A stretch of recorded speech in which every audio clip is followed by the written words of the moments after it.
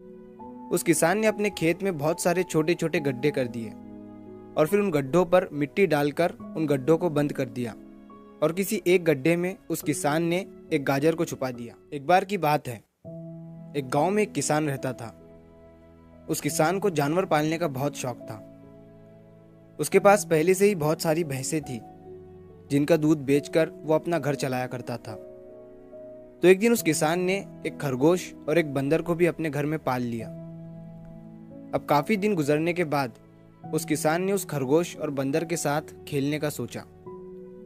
उस किसान ने अपने खेत में बहुत सारे छोटे छोटे गड्ढे कर दिए और फिर उन गड्ढों पर मिट्टी डालकर उन गड्ढों को बंद कर दिया और किसी एक गड्ढे में उस किसान ने एक गाजर को छुपा दिया।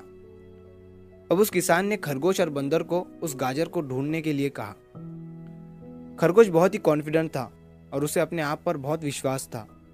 उसने एक एक गड्ढे को खोदना शुरू किया और गाजर ढूंढने लगा। लेकिन बंदर जो था वो बहुत ही नेगेटिव और आलसी था। उसने सोचा कि खेत में इतने सारे गड्ढे हैं और वो गाजर किसी एक गड्ढे में है, इतना कौन ढूंढेगा। वो बंदर ये सोचकर एक गड्ढे के ऊपर जाकर सो गया। अब उधर खरगोश अपनी पूरी मेहनत से गाजर ढूंढ रहा था। एक एक करके खरगोश ने सारे गड्ढे देख लिए, लेकिन उसे किसी भी गड्ढे में गाजर नहीं मिली। सिर्फ एक गड्ढा बाकी रह गया था जिसके ऊपर बंदर सो रहा था। अब खरगोश बंदर के पास जाता है और उसे उस गड्ढे पर से उठने के लिए कहता है। जैसे ही बंदर उस गड्ढे पर से उठता है, खरगोश गड्ढा खोद कर गाजर बाहर निकाल लेता है और अपने मालिक को ले जाकर दे देता है। बंदर ये देखकर हैरान हो जाता है कि जिस गड्ढे के ऊपर वो इतनी देर से सो रहा था, गाजर उसी के अंदर थी। वो सिर्फ एक बार खोद कर देख लेता तो गाजर उसे मिल जाती और वो मालिक की नज़रों में बड़ा बन जाता। यही सोचकर वो अपने किए पर पछता रहा था। दोस्तों, इस कहानी से हमें 3 बहुत बड़ी सीखें मिलती है। पहली ये है कि हमें कभी भी अपने काम के प्रति नेगेटिव नहीं सोचना चाहिए। जैसे उस बंदर ने सोचा कि इतने सारे गड्ढे हैं और गाजर किस गड्ढे में है पता नहीं। यही सोचकर उसने उस काम को अपने लिए बड़ा बना दिया। और दूसरी सीख हमें इस कहानी से ये मिलती है कि हमें एटलीस्ट कोशिश भी तो करनी चाहिए, क्योंकि हम जब तक कोशिश नहीं करेंगे किस्मत भी हमारा साथ नहीं देंगी।